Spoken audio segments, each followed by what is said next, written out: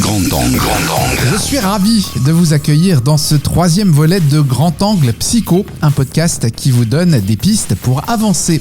Dans le dernier épisode, nous avons abordé avec Sabrina Marty la notion d'insécurité, un sentiment que nous avons tous vécu à plus ou moins grande échelle, que ce soit du point de vue collectif qu'individuel. C'est vrai que même si les crises font partie de la vie, que ce soit dans les relations, en famille, au travail ou au niveau crise personnelle, elles ne sont pas agréables à vivre. On poursuit aujourd'hui sur le thème de la reliance, soit se relier à soi. Grand Angle.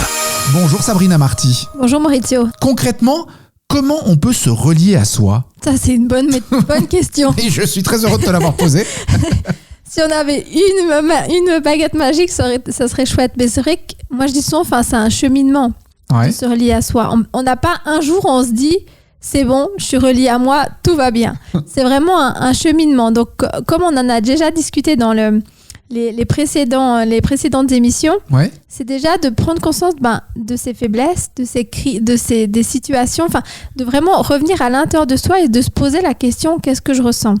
C'est juste, ok. Quand on a un événement, c'est qu'est-ce qui se passe à l'intérieur de moi ? Qu'est-ce qui va toucher en fait ? Est-ce que je trouve que c'est pas juste ? Est-ce que je trouve que cette personne aurait dû agir différemment ? D'aller chercher en fait, c'est de se poser un petit peu en mode un peu introspection et faire un peu un dézoom. Parce que souvent, quand on est dans la situation, on a vraiment la tête dans le guidon, on voit rien. C'est vraiment de se poser, quitte à l'écrire sur un papier, puis se mettre en arrière, dire « Ok, qu'est-ce qui se passe à l'intérieur de moi là ? Qu'est-ce que je ressens ?» Quelles sont les émotions qui m'animent à ce moment-là ? Oui, qu'est-ce que ça vient réveiller ? Parce que derrière chaque émotion, il y a toujours un besoin derrière. Est-ce que c'est justement le besoin de justice ? Est-ce que c'est le besoin de partage ? Est-ce que c'est le besoin de tendresse ?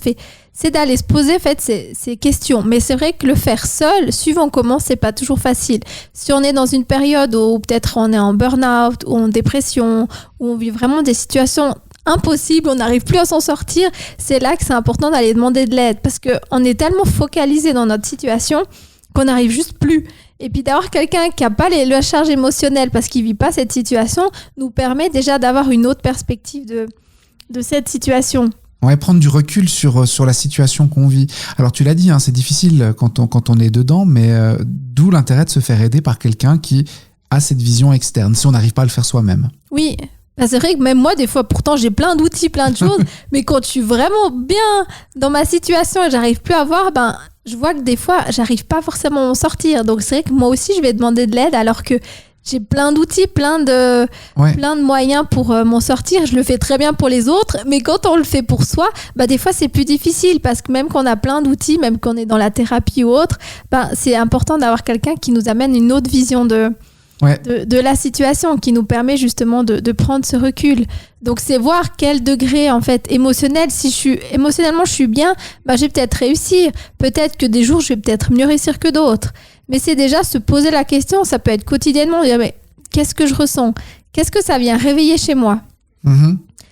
Comme je disais avant, peut-être c'est l'injustice, peut-être c'est l'humiliation, je me suis sentie humiliée, peut-être que c'est la trahison, c'est d'aller voir vraiment qu'est-ce qui se passe, parce que dans chaque événement qu'on vit, ça fait réveiller des blessures à l'intérieur de nous. Ça pointe pile là où on n'a pas trop envie. Effectivement. Et c'est vrai que c'est pas toujours très agréable, donc de pouvoir aller faire ce travail effectivement de se relier à soi pour pouvoir se relier aux autres, parce que quand on est tellement mal, on n'arrive juste plus à être en lien avec les autres, parce que on est en mode survie, donc on essaie de gérer, puis quand on est en mode survie, les émotions elles sont à fleur de peau, et puis l'autre, à chaque fois qu'il nous dit quelque chose, on explose.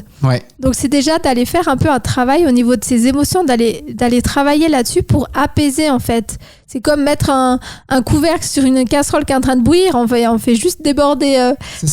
Donc c'est d'aller voir un petit peu éteindre ce feu à l'intérieur de nous par le biais aussi des pensées, parce qu'on entretient finalement ce mal-être des fois qu'on peut avoir. Exact, et puis finalement ça nous focalise, on fait que de parler de ça, et puis les autres s'éloignent aussi, parce que à force d'entendre toujours la même histoire, et on se sent encore plus isolé, et on a encore plus l'impression d'être la victime de nos problèmes.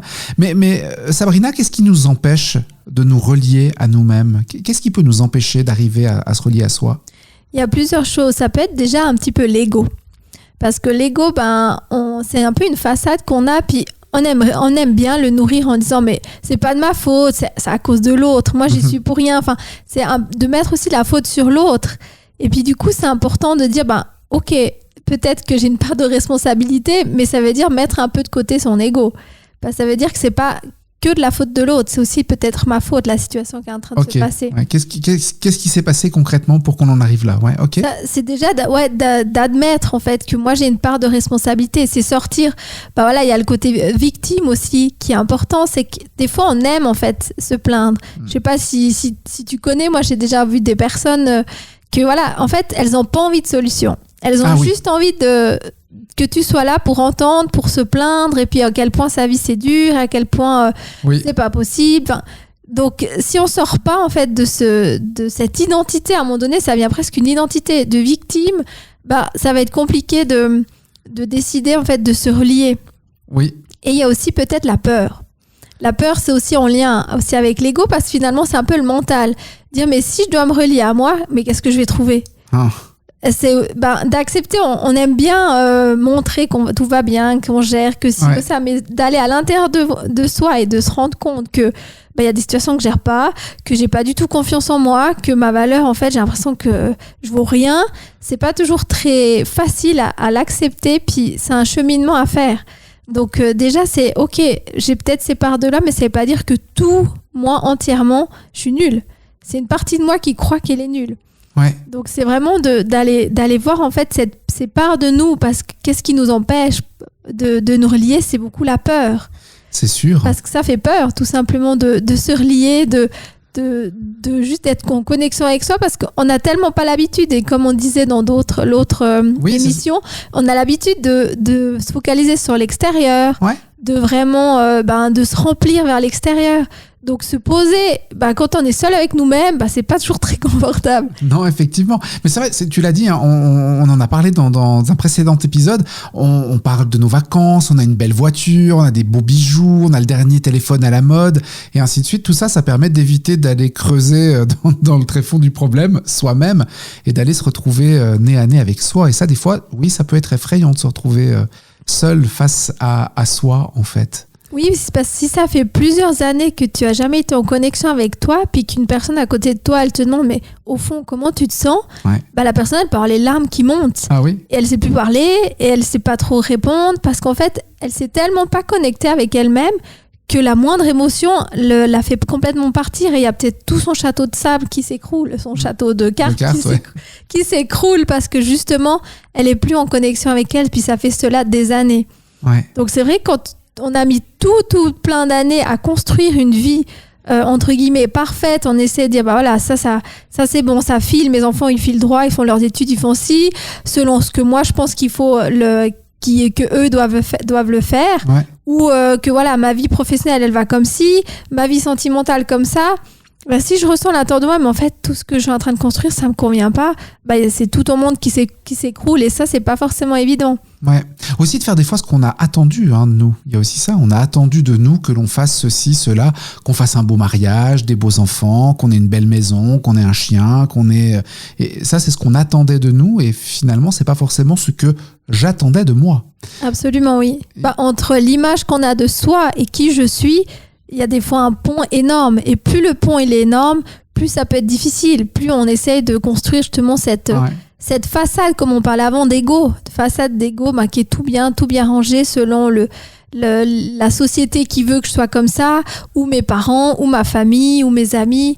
Donc c'est pas évident de juste d'être connecté à soi, parce que on peut se créer un peu entre guillemets des ennemis, enfin des personnes qui vont plus vouloir partager notre quotidien, parce qu'en fait jusqu'à maintenant on a peut-être toujours dit oui. Puis là, d'un coup, on se positionne, et là, cette fois, on dit non. Donc, il y a peut-être des ruptures de liens qui peuvent se créer. Est-ce que je suis prêt à ça ? Est-ce que le couple dans lequel je vis depuis 15 ans, est-ce que ça me convient ? Si je commence vraiment à me connecter à l'intérieur de moi, peut-être que je me dis, mais en fait, je suis tout faux sur toute la ligne, je me suis jamais écoutée. Donc, c'est vrai que cette peur, ça fait juste dire, est-ce que ce que j'ai construit, ça me convient au fond de moi ? Puis, il y a des personnes qui préfèrent ne pas aller voir qu'est-ce qui se passe à l'intérieur de soi, pour juste dire non, mais c'est bon, ça va, cette situation, elle me convient bien. Puis en fait, au fond d'eux, peut-être pas. Mais au bout d'un moment, on va arriver à une crise, parce que plus que tant, le corps, il peut pas tenir. Donc on peut pas se contenter des illusions. Il y a un moment donné, il faut affronter ce gros bordel qui est de se reconnecter à soi et de savoir ce que l'on veut effectivement. Mais ça, c'est un travail énorme, Sabrina, à faire de pouvoir déjà se relier à soi. Et puis d'aller creuser, puis ensuite de mettre tout ça en parallèle, de se dire mais voilà, en fait, finalement peut-être que je dis n'importe quoi, moi je voulais être marin et puis peindre des tableaux tout bleus sur une plage, et c'est pas ce que j'ai fait, mais aujourd'hui il y a plein de gens dans ma vie, comment faire pour sortir de ça et puis arriver finalement à être ce que l'on est vraiment sans faire de gros dégâts autour de soi. C'est compliqué ça. Absolument, parce que ça peut faire, comme tu dis, entre guillemets, des gros dégâts, mais pas forcément, parce que peut-être ton idée de peindre, de faire des tableaux bleus, peut-être que tu peux le faire chez toi et que ça va te convenir. Donc des fois, on a un objectif, mais finalement, c'est pas le faire justement des tableaux, d'être marin. Derrière ça, il y a une autre envie. Il y a une autre envie. Il y a peut-être une envie d'être proche de la nature, d'être proche de l'eau. Enfin, c'est d'aller chercher en fait quel est le message derrière.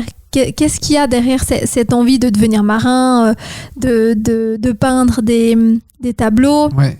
Donc c'est plus effectivement d'aller voir, mais ça se fait petit à petit du jour. Après il y a des personnes du jour au lendemain, ils claquent tout, ils partent, ils vendent leur maison, puis ils font. Après c'est important de s'écouter, aller aussi à son propre rythme. Il y a des personnes pour qui ils vont faire du tout au tout, d'autres qui vont aller en douceur parce que c'est moins dangereux.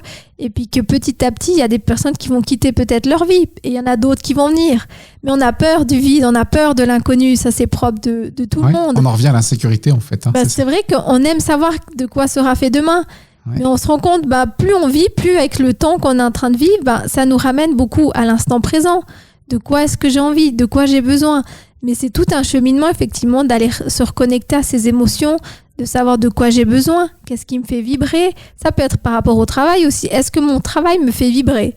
Non, mais il me permet d'avoir une situation financière hyper agréable. Ok, tant que ça te convient. Ouais. Mais à un moment donné, peut-être que la situation ne va plus te convenir. Mais des personnes qui font ça toute leur vie. Donc c'est voir qu'est-ce qui nous met en fait en accord avec soi. Ouais. Et puis écouter ses émotions, ça c'est important. Oui, puis de savoir quelle est l'attention, je la mets où ? Est-ce que je centre sur la peur ou je centre sur l'amour ? Parce que l'opposé finalement de l'amour, c'est pas la haine, c'est la peur. Ouais. Qu'est-ce qui fait qu'on perd complètement les pédales et qu'on court dans tous les sens, puis qu'on n'arrive plus ? C'est parce qu'on est focalisé sur la peur. Si on est juste dans l'amour et puis dans la confiance, de dire ok, peut-être cette situation, je sais pas trop comment je vais m'en sortir, mais je reste dans l'amour par rapport à moi, je m'écoute, je reste à centrer à ce que j'ai besoin, à ce que l'autre a besoin. Donc c'est différent. Après, en théorie, ça peut être tout joli, tout parfait, puis en pratique, c'est pas toujours facile, mais d'où c'est pour ça que je mets l'accent sur que c'est un cheminement. On n'a jamais réussi à 100%. Il y a des jours où on arrive mieux, des jours où on arrive moins bien, et c'est ok parce que ça fait juste partie de la vie, parce qu'on nous prône tellement ce côté parfait, qu'il faut faire ci, qu'il faut être comme ci, il faut être comme ça. Puis je me dis, en fait, la vie, c'est comme la météo. Des jours, il pleut, pour prendre dans l'exemple, des jours, il y a l'orage. Et puis, heureusement que de temps en temps, il pleut, parce que s'il pleut pas, on vivrait dans la sécheresse. C'est ça, effectivement. Donc, utiliser le quotidien, voir ce qui nous arrive, s'en servir pour développer de nouvelles compétences. On va poursuivre sur cette thématique avec toi, Sabrina Marty, la semaine prochaine, dans le prochain épisode de ce podcast. On va continuer à avancer sur ce cheminement du fait de surmonter les crises et puis d'arriver peut-être à l'identité que l'on doit révéler. Merci Sabrina. Merci beaucoup.